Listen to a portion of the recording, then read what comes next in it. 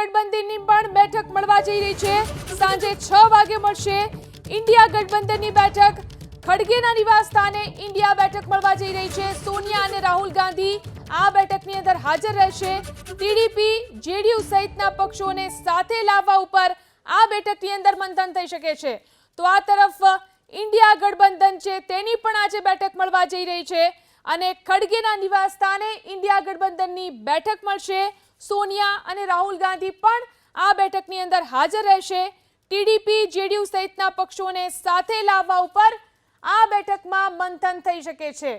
તો જે રીતે સરકાર રચવાની જે અત્યારે દાવપેચ ચાલી રહ્યા છે, સાંજે 6 વાગે દિલ્હીમાં ઇન્ડિયા ગઠબંધનની પણ બેઠક મળવા જઈ રહી છે। ખડગેના નિવાસ સ્થાને इंडिया गठबंधन की बैठक મળશે। इंडिया की बैठक इंडिया वाले जाने। इंडिया में कौन है? नीतीश बाबू है, चंद्रा बाबू है, 2 बाबू है, चिराग बाबू है, देख लेंगे। जनता ने तो बीजेपी का बहुमत खींच लिया है, 232 तक लाकर खड़ा किया है।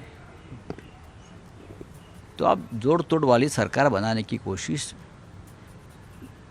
हो रही है तो करने दो। डेमोक्रेसी है, लोकतंत्र है, लोकतंत्र में ऐसी कोशिश होती है। 8 जून को शपथ लेने जा रहे हैं, जाने दो, उसमें क्या है। अगर उनके पास आंकड़ा है और आंकड़ा सच है, हाँ फेक आंकड़ा नहीं है, तो जाएंगे। हम देखते रहेंगे, हमारा मनोरंजन हो रहा है, हम क्यों मनोरंजन को छोड़े। हम तेजस्वी और नीतीश बस आखिरी है कि एक ही फ्लाइट में देखे गए, इसको मायने अलग अलग तरह से निकाले जा रहे हैं। हाँ, क्या पता चलेगा आगे।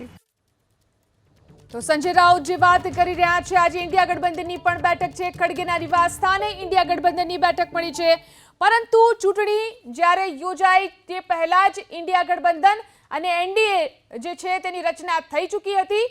એનડીએ દ્વારા અત્યારે જે વાત કરવામાં આવી રહી છે, એનડીએની જે બેઠક અત્યારે ચાલી રહી છે, ત્યાં સમર્થન પત્ર પણ આપી દેવામાં આવ્યું છે નીતિશ કુમારે અને ચંદ્રબાબુ નાયડુએ સમર્થન પત્ર આપી દીધું છે। આ સાથે જ જલ્દી જ રાષ્ટ્રપતિ ભવન પહોંચશે એનડીએ અને સરકાર બનાવવાનો દાવો પણ આજે જ રજૂ કરવામાં આવશે તેવા પણ સમાચારો પ્રાપ્ત થઈ રહ્યા છે। ત્યારે બીજી તરફ આજે ઇન્ડિયા ગઠબંધનની પણ બેઠક મળવા જઈ રહી છે। ખડગેના નિવાસ સ્થાને સાંજે 6 વાગે આ બેઠક મળશે। સોનિયા અને રાહુલ ગાંધી પણ આ બેઠકની અંદર હાજર રહેશે। ટીડીપી જેડીયુ સહિતના પક્ષોને સાથે લાવવા પર આ બેઠકની અંદર મંથન કરવામાં આવશે। એટલે કે સરકાર રચવા માટે તમામ દાવપેચ જે ચાલી રહ્યા છે। ઇન્ડિયા ગઠબંધનની પણ આજે બેઠક મળવા જઈ રહી છે, પરંતુ મહત્વની વાત એ છે કે ચૂંટણી યોજાઈ તે પહેલા જ ઇન્ડિયા ગઠબંધનની પણ રચના થઈ ચૂકી હતી અને જે રીતે લોકો પાસે મત માંગવામાં આવ્યા છે, જનતા પાસે જે રીતે બંને પક્ષોએ મત માંગ્યા છે, તે રીતે સ્પષ્ટ બહુમત અત્યારે એનડીએ પાસે છે।